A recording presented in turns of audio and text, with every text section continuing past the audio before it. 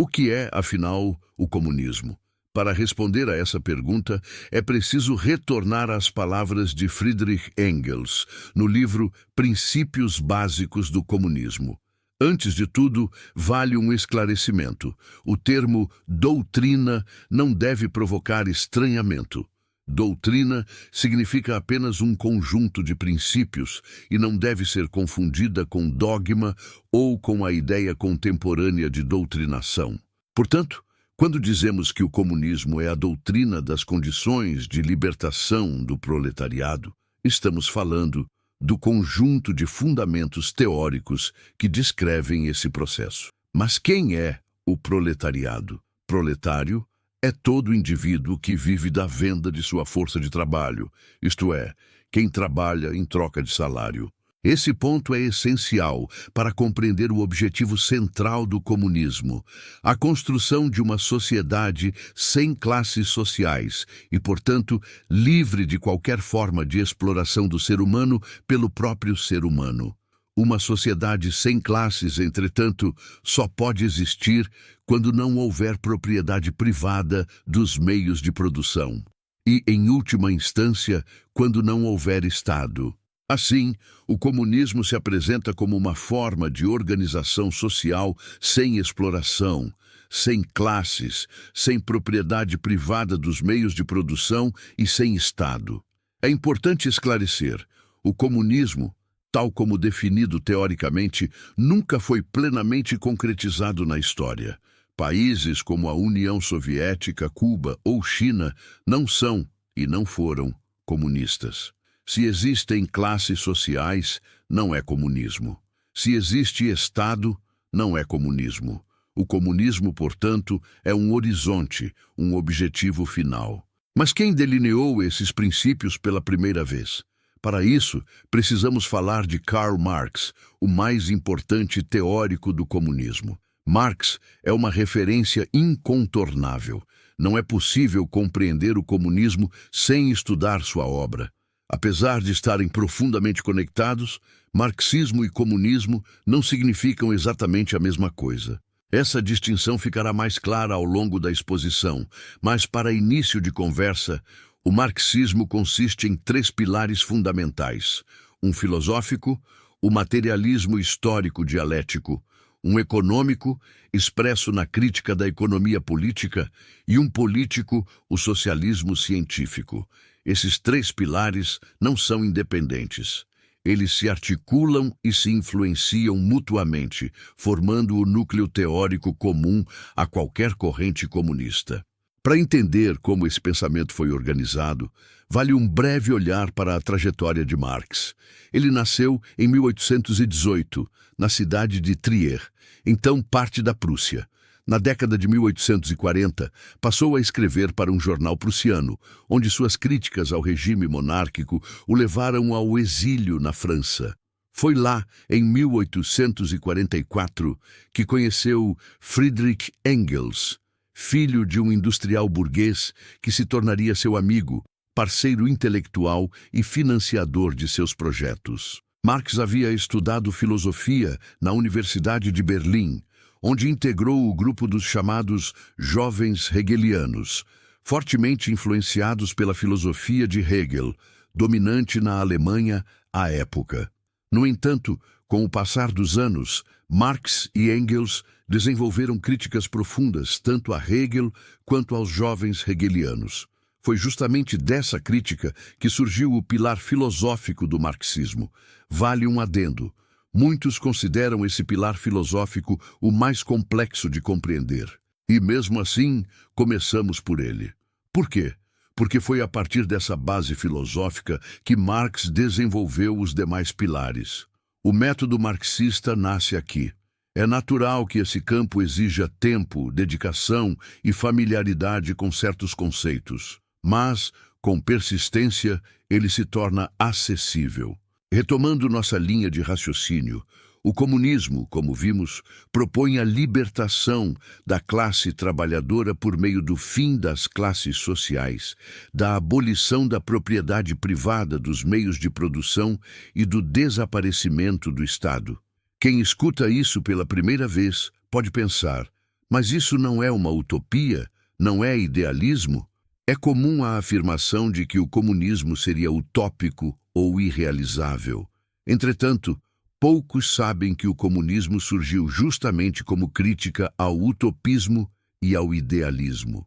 O pilar filosófico do marxismo, o materialismo histórico dialético, é, antes de tudo, uma resposta rigorosa a essas concepções. E é sobre esse fundamento, o materialismo histórico dialético, que passamos a tratar a seguir. O materialismo histórico dialético é, sem dúvida, um dos conceitos mais complexos da filosofia marxista. O próprio nome pode causar estranhamento à primeira vista, mas trata-se do fundamento teórico que orienta todo o pensamento de Karl Marx e Friedrich Engels.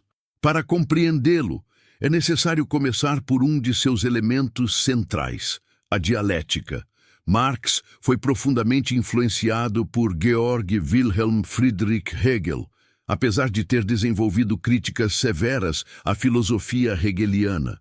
Essa influência se manifesta principalmente no método dialético, que Hegel sistematizou e que Marx reinterpretou de forma radical.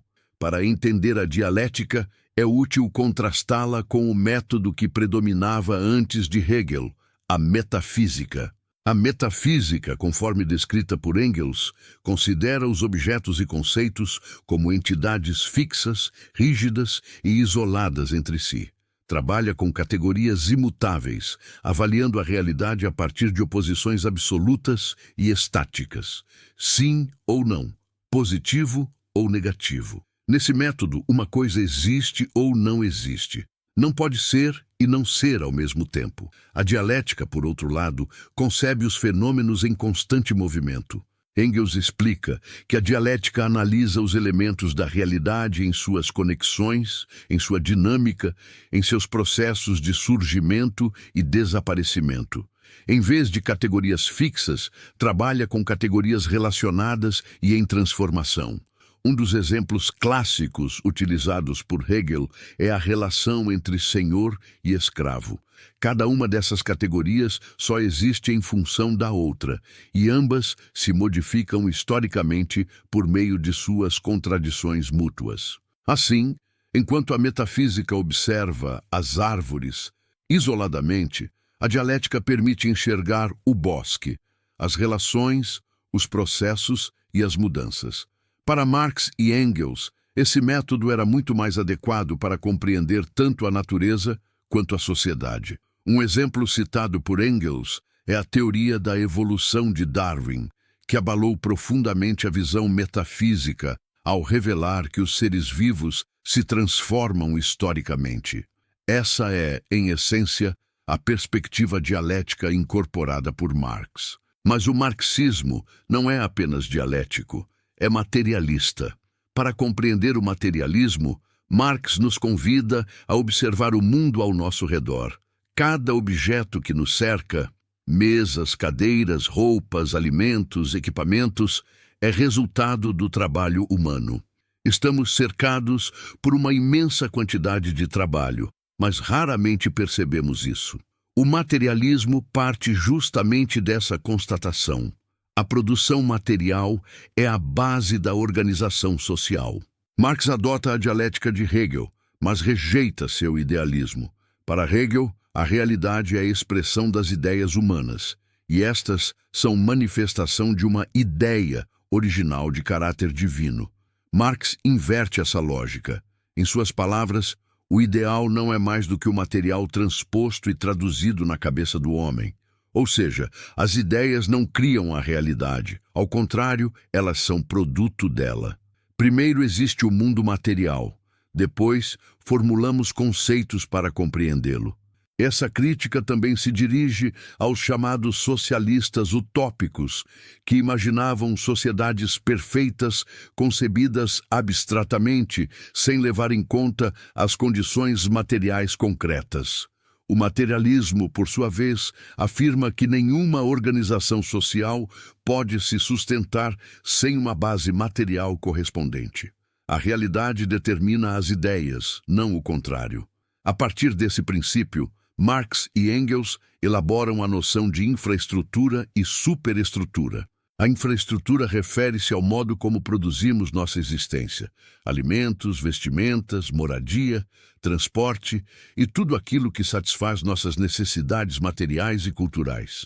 Sobre essa base, ergue-se a superestrutura: cultura, religião, moral, direito, entre outros elementos.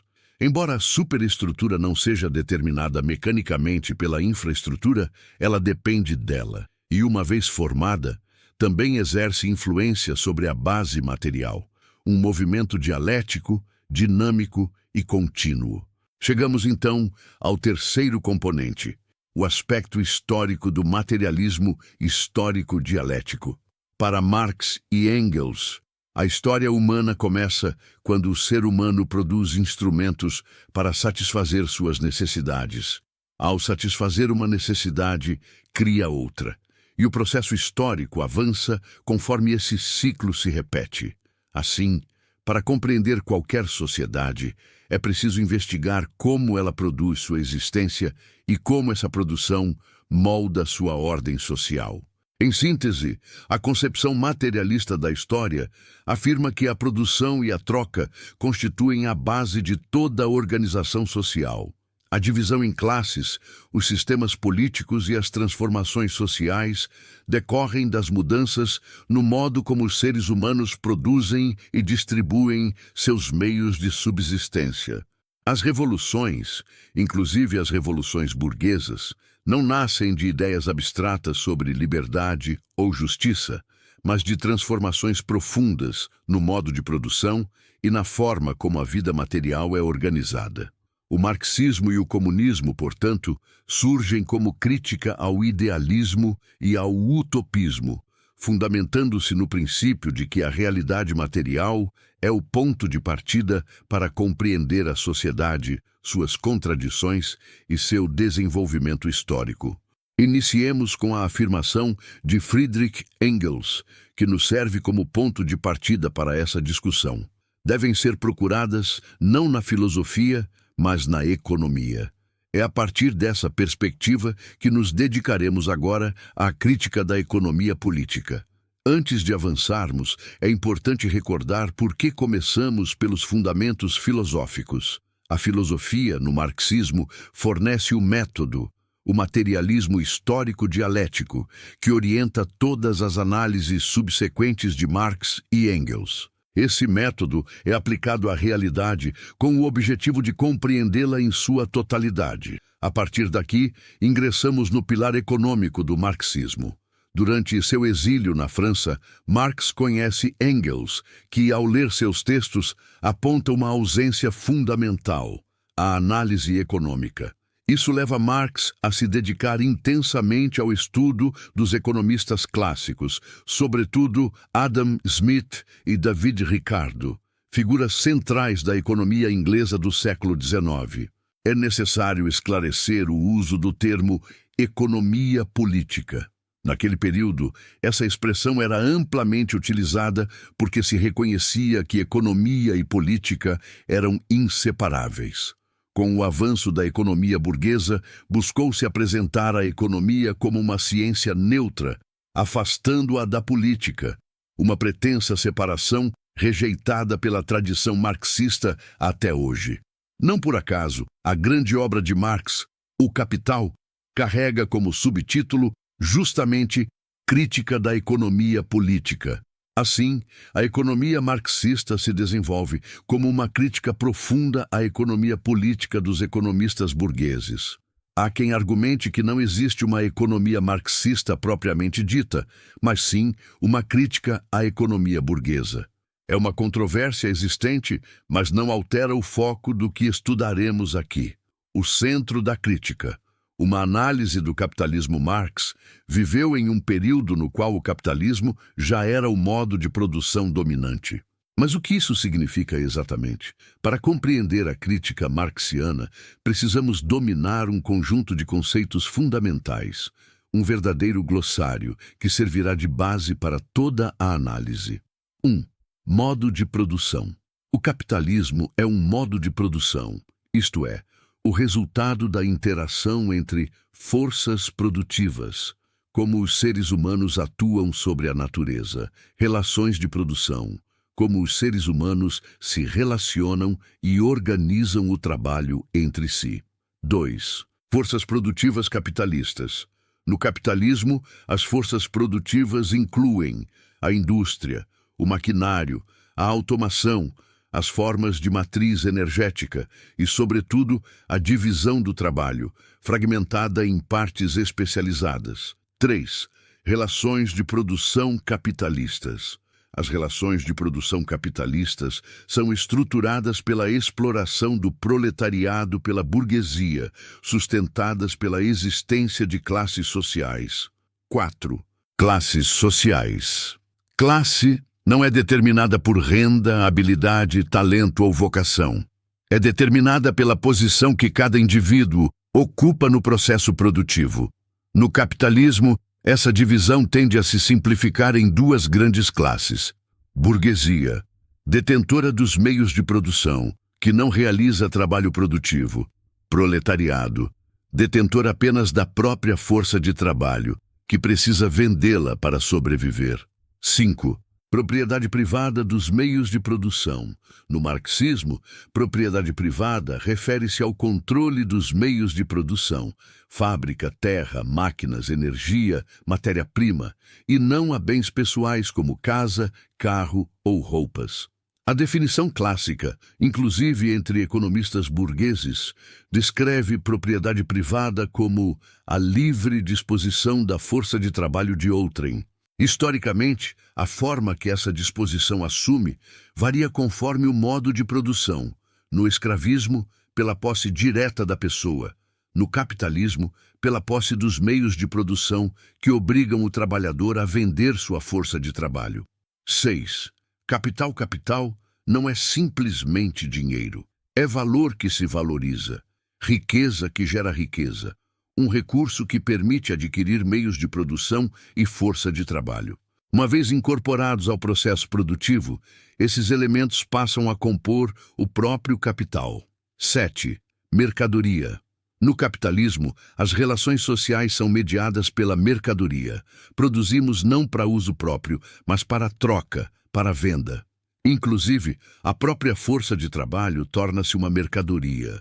Mercadoria é tudo aquilo que é produzido para ser consumido por outra pessoa e para ser vendido no mercado.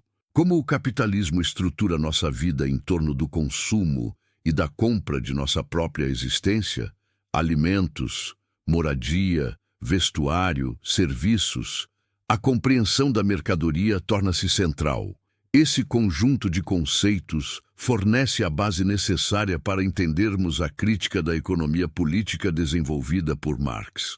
Nos próximos vídeos, avançaremos para categorias mais complexas, essenciais para compreender o funcionamento interno do capitalismo segundo a análise marxiana.